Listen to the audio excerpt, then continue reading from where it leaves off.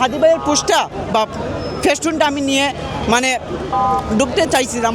উনি বলতেছেন যে হাদি ভাই একটি রাজনৈতিক বিষয়। আমি একটি মানে ফেস্টুন বানিয়েছি, প্লাস ওইখানে লেখছি উই আর জাস্টিস ফর হাদি, লেখা আজকে নিয়ে আসলাম। মনে করছি যে ওইটা আমি তুলে ধরবো এইখানে।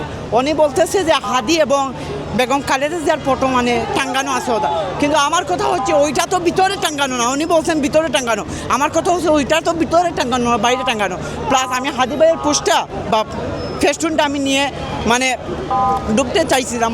উনি বলতেছেন যে হাদি ভাই একটি রাজনৈতিক বিষয়, মানে হাদি ভাইয়ের পোস্ট মানে ব্যানারটা নিয়ে আমার ঢুকা মানে একটা রাজনৈতিক মানে অঙ্গভঙ্গি বা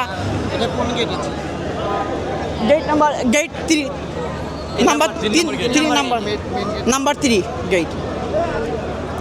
ওনাকে অনেক রিকোয়েস্ট করছি, প্রায় 20টা মিনিট আমি ওনাকে রিকোয়েস্ট করছি, কোনোভাবে উনি শুনেন নাই। আর কথা হচ্ছে হাদির ছবি আর্টিস্ট করছিল এবং এখানে মানে বিচার হয় নাই 20 দিন। আমার কথা হচ্ছে আমি রাজনৈতিক কোনো আলাপ আলোচনা না, আমি ভিডিও দেখাতে পারবো, আমার কাছে পুরো ভিডিও আছে।